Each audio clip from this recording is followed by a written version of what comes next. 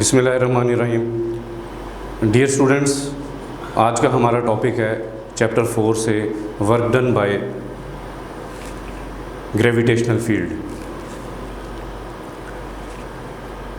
इसमें जो क्वेश्चन बन सकते हैं, calculate the work done by gravitational field और show that work done by gravitational field is independent of path followed, और show that gravitational field is conservative field, और prove that work done in a close path is zero. Gravitational field किसे कहते हैं?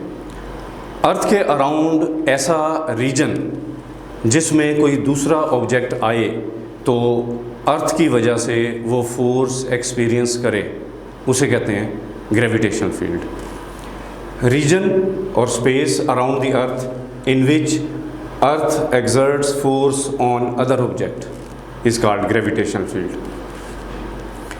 When object moves in a gravitational field, then work is done. If displacement is in the direction of gravitational force, work is positive. हम अब से पहले भी discuss कर चुके हैं, अगर फोर्स और डिस्प्लेसमेंट दोनों सेम डायरेक्शन में होंगे तो वर्क पॉजिटिव होगा, क्योंकि थीटा लेस देन 90 डिग्री होगा। If displacement is against the gravitational force, work is negative. अगर फोर्स और डिस्प्लेसमेंट दोनों एंटी पैरेलल होंगे, 180 डिग्री का एंगल होगा दोनों के दरमियान, तो वर्क नेगेटिव होगा, क्योंकि कॉज ऑफ 180 डिग्री -1 होता है। और इसी तरह gravitational field is conservative field. Conservative field किसे कहते हैं? Field in which work done by force is independent of path followed. क्या मतलब? कंजर्वेटिव फील्ड वो फील्ड होगा कि जब वर्क किया जाएगा फोर्स के इन्फ्लुएंस में, तो वर्क डन पाथ पे डिपेंड नहीं करेगा। मींस दो पॉइंट के दरमियान डिफरेंट पाथ से किया गया वर्क डन सेम आएगा। Field in which work done by force for close path is zero. ये दोनों कंजर्वेटिव फील्ड की डेफिनेशन है। Gravitational field is a conservative field and gravitational force is a conservative force. Gravitational field conservative field है, उस field की वजह से जो फोर्स है वो कंजर्वेटिव फोर्स है।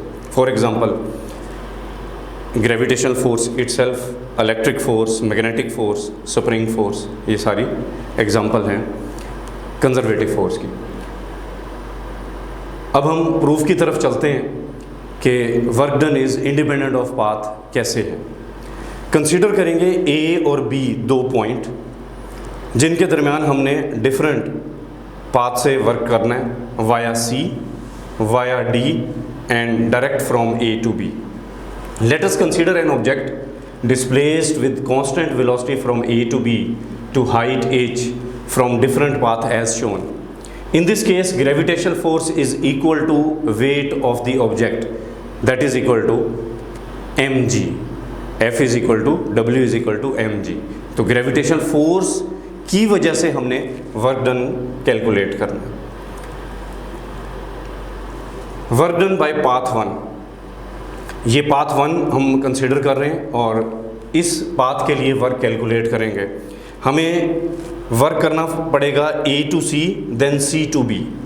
During A to C gravitational force downward है और डिस्प्लेसमेंट हॉरिजॉन्टल डायरेक्शन में, दोनों के दरमियान एंगल 90 डिग्री है। तो work done A to C FD cos theta, theta क्या है 90 डिग्री, और C to B gravitational force downward है, डिस्प्लेसमेंट अपवर्ड है, दोनों ऑपोजिट हैं, एंगल 180 डिग्री है। ये देखें एंगल 180 डिग्री, cos 180 डिग्री -1 होता है तो -mgh आ जाएगा, और इधर 90 डिग्री cos 90 डिग्री 0 होता है तो वर्क नहीं होगा। तो यूँ A to B via C जो वर्क आएगा वो आएगा -mgh। Work from A to C is 0, C to B -mgh, तो टोटल वर्क क्या हो जाएगा -mgh। ये पाथ 1 का वर्क है। पाथ 2 का work via D, A to D then D to B। A to D same against the gravity, और gravitational force और डिस्प्लेसमेंट ऑपोजिट हैं, तो एंगल 180 डिग्री होगा। Work done A to D F D cos theta, theta 180 degree, F is equal to W is equal to M G, D is equal to H, तो ये minus M G H हो जाएगा। और D to B work done के लिए angle 90 degree होगा। जब angle 90 degree होगा तो कॉस 90 डिग्री 0, तो टोटल वर्क आ जाएगा minus M G H, second path का। Next, direct from A to B, जो डायरेक्ट फ्रॉम ऐसे स्लाइडिंग सा पाथ था उसको हमने पैचेस में डिवाइड कर लिया, हॉरिजेंटल और वर्टिकल पैचेस में, क्योंकि पाथ 1 और पाथ 2 में हम हॉरिजेंटल और वर्टिकल पैचेस के लिए वर्क कैलकुलेट कर चुके हैं। यहाँ हमने स्मॉल पैचेस में डिवाइड कर लिया वर्क को।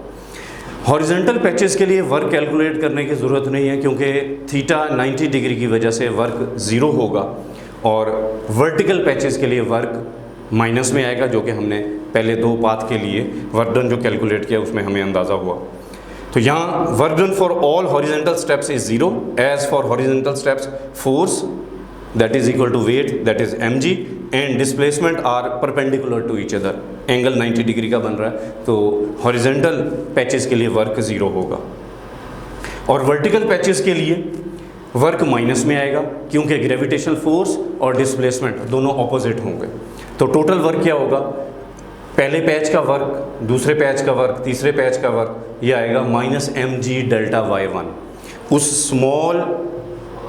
स्मॉल डेल्टा y1 पैच के लिए एफ डॉट डी, डी क्या है delta y, F D cos theta, D क्या है डेल्टा y1, तो M G delta y1 cos 180 degree, cos 180 degree minus 1, तो ये आ जाएगा minus M G delta y1। इसी तरह minus M G delta y2 and so on up to minus M G delta yn। Minus M G common ले लेंगे, delta y1 plus delta y2 plus delta y3 up to delta yn। इन delta y's को add करेंगे तो वो पहले वाली diagram अगर आप देखें तो आप तमाम डेल्टा वाइज को जब ऐड करेंगे तो बी पॉइंट पे पहुंच जाएंगे, जो कि एच हाइट पे।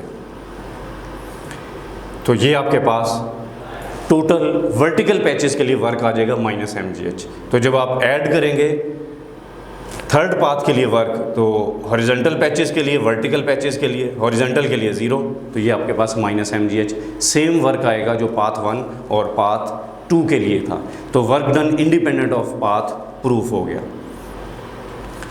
रिजल्ट क्या निकला, field in which work done by force is independent of path followed, hence gravitational field is conservative field and gravitational force is conservative force. क्योंकि कंजर्वेटिव फील्ड की डेफिनेशन में से है कि work done independent of path होगा। Thank you.